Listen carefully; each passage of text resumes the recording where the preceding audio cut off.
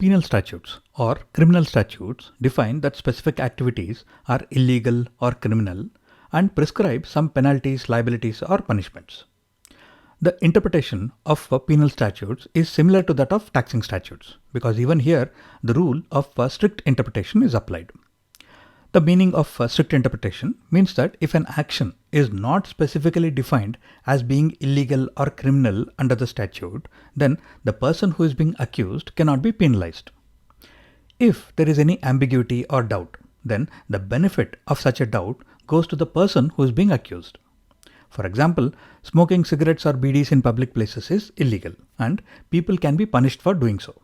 But when e-cigarettes became popular, the statutes at that time were not clear. Is smoking e-cigarettes in public places a crime or not? For the purposes of the statutes, are e-cigarettes considered to be in the same class as regular cigarettes or not? So these were the questions where there was not much of a clarity.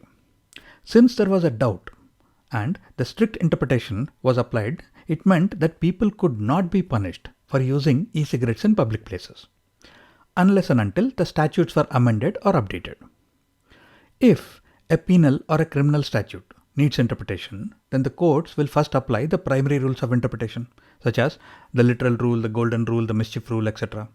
And the outcome is interpreted strictly and strictly in favor of the person. While interpreting penal statutes, the concept of mens rea or guilty mind also becomes very important. That is, unless the statute explicitly says so, an act will not be a crime unless the person intentionally commits it. If an act was unintentionally committed or accidentally committed, then it will not automatically become a crime.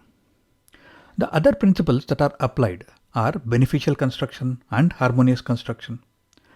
Another important aspect about penal statutes is that a person cannot be punished for an act that was not a crime when it was committed.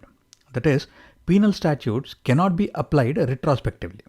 And this is also specifically prohibited by the Constitution.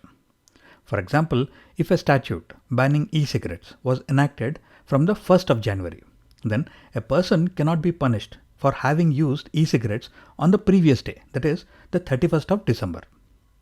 And as usual, any interpretation of any statute must be validated against the presumptions as to interpretation of statutes.